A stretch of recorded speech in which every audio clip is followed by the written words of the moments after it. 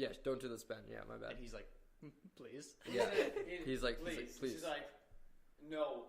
And then she like talks about like whatever. There's this thing. No. You're still holding on. You need to let go. Yeah, and he's getting frustrated. He's getting frustrated at this point. And they're both forced trying to grab the light. She grabs it and he like catches it midair. Right. And they're both like pulling on it. And because they're both pulling on it. And at this point, we'll go to Finn and Rose. Right. With I don't even want to like wrap. Finn and Rose and the Resistance, because the Resistance is the cooler part. Because Finn and Rose, they infiltrate the Supremacy. And with DJ. Oh yeah, and then it turns out TJ just turned to the First Order because he wanted more money from the First Order. And they're about to be executed. And then there's Captain Phasma. Wait, who shoots up so they can be free again, so they don't get killed? Someone interferes so they don't get killed. That's when the ship gets cut in half. That's when the whole. Oh yeah, you're right. So now this is when Holdo does.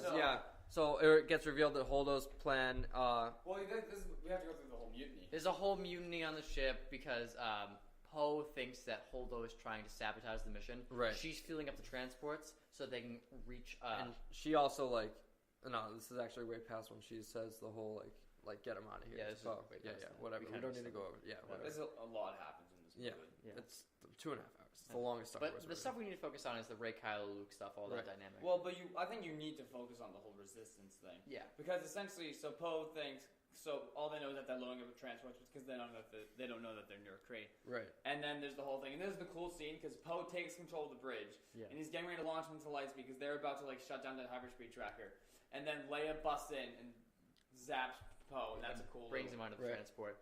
This is when Holdo.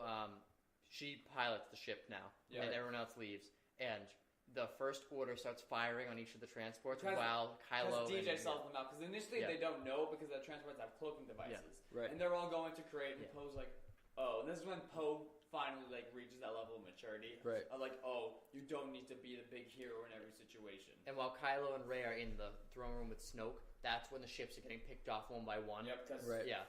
And this is when Admiral Holdo decides to, We're on 12 minutes left, and I really don't want to do a part 3 because I feel like we wouldn't fill the whole time. Yeah. So I want to kind of jump quick. Point is, there's a quick fight scene with Finn and Phasma. We don't need to care about that. I mean, it's a cool shot. Before then, yes, when Holdo realizes that they're screwed. Holdo suicide suicide hyperspace. It's one of the best shots. Yeah. Goes right through the Supremacy. And destroys the entire First Order. And it's a beautiful shot. It's silent, and I love I noticed the symbolism in it of we're in a galaxy of darkness, and when the light speed goes through, it's the first crack of light in the whole shot. The spark that will light the fire that will burn the First Order to the ground. And that shot was amazing, but I want to get back to Kylo and Rey. The lightsaber gets. Finn and Phasma fight. Phasma dies. Sorta. Yeah. Her helmet gets cracked open. We see that there might be something behind the stormtrooper. Whatever. I didn't feel any emotion. The lightsaber shatters. But you saw that there was someone behind there. That's all that they were getting at. That at that moment, she's more than just a chrome dome. Okay. At that moment between Rey and Kylo, the lightsaber, Anakin's lightsaber, the Skywalker saber, it breaks in half because their force power. It's too equal. She escapes, and then Hux comes up to the bay. Right. I want to go to Crate though right now. You want to skip to Crate? Yeah. Sure. I think you can't just skip right to Crate. It's a huge scene. Then what do you want to talk Kylo about? asserts himself as Supreme Leader to Hux. Because Hux is our Supreme Leader is dead. Because Hux also doesn't know that Kylo killed him. For all he knows. The first thing that Kylo says when he wakes up is, the girl killed Snoke. Yeah. Yeah. And then he's prepare. I want every troop that we have on that planet. And he's like, you think you can command my armies?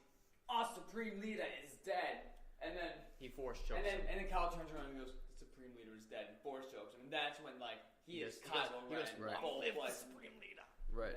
Now Kylo Ren is Supreme Leader. He sends everything to Crate. Right. And so now we're on Crate where the Resistance found an old rebel base. None of them. They're not the rebels until Luke calls them the rebels. Yeah.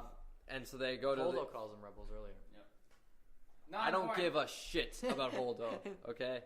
Anyways, they go to the old rebel base on Crate. They got a very shit to work with. Very visually satisfying planet. Yes. And because we get a little bit of salt trench warfare. Kind of looks like Hoth too, like the big bay door that closes. Yeah, it's supposed to look like Hoth. Yeah. Right. And so I kind of want to skip to the battle. So we have the what are the M6s? The guerrilla walkers. And so they basically have this like blaster cannon that's gonna like go through the doors. What do they call it? Like a battering ram? Battering ram cannon. Yeah, whatever. First Order's technology is again insane. Right. So the Resistance have their like their trenches dug out and they're ready to like start firing with whatever they got. They got these really rinky-dinky ships. They send them out. And they're getting picked off one by one. Can we go to Luke? So what happens? So Luke shows up to reunite with Leia. So all right. So before that, the speeders are all charging to like draw their fire. Finn almost kills himself. Which he did. And then he drags Rose away. Right. The cannon fires and destroys the door. And now they feel like hope is lost, and Luke shows up. Luke shows up. He has a little scene with Leia, and it's like very like it's touching. It's touching, but I want to get to his scene when he basically walks out on his own. Yeah, it's a really cool shot. And so Kylo sees him, and he's like last time I saw this guy, he tried to kill me in my sleep. So I want this guy dead. He says, "I want every gun we have to fire on that man." And so they do. And then they all unload, and because when the salt kicks up, it's red. Yeah, it's and like a red so cloud. for all we know, Luke's getting lit up, but we know absolute overkill. More. And so eventually Hux has them stop, and then Luke just in the most badass way just brushes it off his shoulder, and then Kylo eventually goes down to confront him. He's like, "Get me down there." And one thing I love about the scene is I didn't realize it until after seeing it. Well, we'll go through the whole fight. But Luke never like goes to strike him whatsoever because we'll get the reveal in a second. Well, he can't interact with the physical environment. Right, but he doesn't. Anyway, all right. So Kylo goes down, and they interact, and Luke goes. He calls him Ben, doesn't he? I believe so. He's like, "I'm sorry." He's like, "I failed you. I'm sorry." Yeah. Kylo goes, I'm sure you are. And then he's like, "I'm going to squash out this." Yeah. And war. He's like, "The war is over. The rebels are gone, and like when I kill you, that will be the end of the Jedi." And then Luke says the thing that he said to Rey. He's like, "It's funny. Everything that you just said in that sentence was wrong." Yeah. And he has this really powerful line where he says, "The rebellion is reborn. Right. The war is just beginning, and I am not the last Jedi." That's when it cuts to Rey. She saves the rebels. Moves the rocks because the rebels are trying to. On the Falcon, they got back. Rebels are trying to escape at this point because they realize Luke is stalling to get them out of there. A big theme in Star Wars.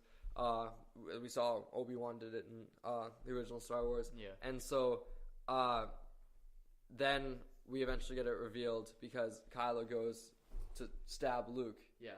We have a cool fight scene where Luke's like dodging. Well, yeah. It's a really cool scene because Luke's dodging the whole thing, and Luke's just like psych. And then there's the really cool scene where he swings and it's just a slow mo, and Luke's just like And so then eventually Kylo's like, "What's going on?" He passes. Well, Luke has another huge line. Because then he's like, "I'm gonna kill you," and then he's like. And then Luke says to him, he's like, "Strike me down with your anger, and I will be with you forever." Just like your father. Just like your father. And that's that enrages Kylo. And that pushes Kylo over the edge. Goes, swings through like Luke Skywalker, turns around, and he's just standing there. As if nothing happened. And then he passes through him again, and is really confused. And this is when we cut to Luke on Ahch-To, and he is just meditating, and you just realize, this guy's been saving up all his force for 15 years or whatever it was. I just want to point out, they do build earlier in the movie when Kylo's talking to Rey. Right. They talk about how the effort of herself just projecting herself to Kylo would have killed her. Right. So he's using like every drip left he's got, and so this also the idea that he was a hologram the entire time. Was established early on because he's fighting. First off, he's fighting with Anakin's lightsaber, which we know as an audience was just destroyed. And when Kylo moves his foot and moves the salt and shows some red that's in the planet, when Luke moves his foot, nothing moves. So it was established early on, but we're such in awe of like this is classic Luke Skywalker that like we're shocked. Anyways, in a really completing moment after the rebels escape, we go back to Ahch-To where Luke looks out, And he pulls himself back up on the rock. Because Luke is just he's exhausted. So he is drained completely. Because this is Luke Skywalker. This is one of the best scenes in Star Wars, and I'm ready to call it that completely. This is my favorite scene in the movie. He looks out, sees the sun, but the sun has become two suns, and you realize like he's it's almost like his life is flashing before him. He's just a kid back on Tatooine. Because this was the two suns moment on Tatooine with Binary Sunset was his first moment of like maybe there is more out there. Yeah, he was always looking off on the horizon, you know. And Yoda says that to him in this movie. And then Luke as Obi-Wan passed his Binary Sunset plays in the Binary back. Sunset. It's a beautiful shot. And crying. Luke passes. He dies. He vanishes into thin air, and his robes billow in the breeze. But I didn't feel with Han. I teared up during Han's death because I was struck by it. This one, I felt he completed his purpose, and also I think because Rey says something like that to Leia. She says like, "I didn't feel sadness." Yeah, it felt like completion or whatever. Yeah. And so this also because the way he dies, we know he's going to come back as a Force ghost. Yeah. Like absolutely. I mean, J.J. Abrams is directing the next one, so. And he dies in the same way as Obi-Wan. Obviously, he's going to come back. And Yoda. That's how Yoda died. Yeah. And so just to wrap it up, we basically have this whole hopeful aspect because we go back. The final shot is of the kid on the casino planet. Yes. And as he's walking out, he's telling the story of Luke Skywalker. Yeah, and as he's walking out, he goes over to a broom and just very subtly like moves the broom towards him. And we realize, Rey's not the only Force-sensitive non-Skywalker. They're spread out throughout the galaxy. It's not the character that's important. It's like a metaphor. It's a metaphor for what's going to come when the Jedi are going to rise up again, essentially. And you see his hand. He's got the rebellion ring. Right. All right, so that basically wraps up the whole movie. Before we conclude this completely, I just want to go back and give our favorite character, quote, and scene. For me, it's going to be Kylo Ren completely.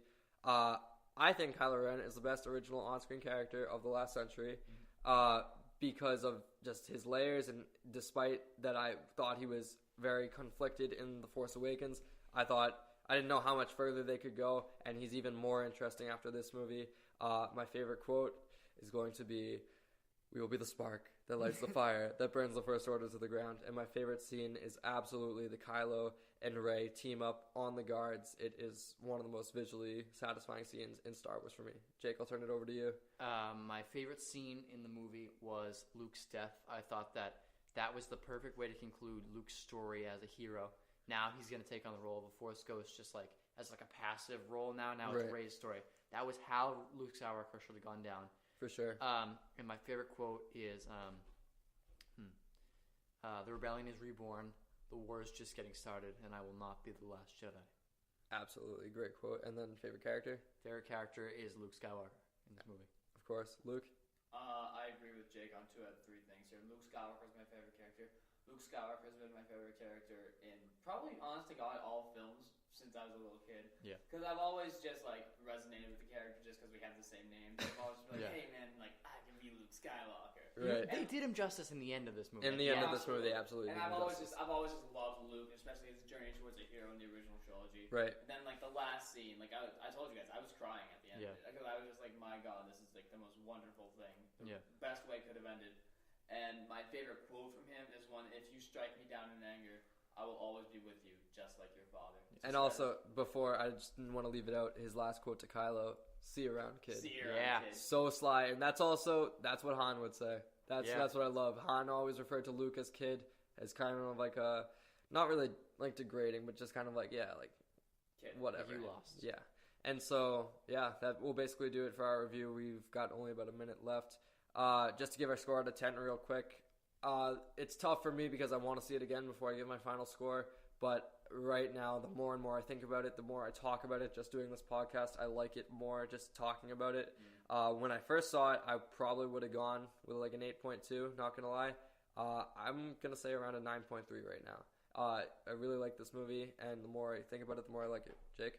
I'm going to give this movie a 9.7. I was absolutely satisfied with it. For sure. And Luke?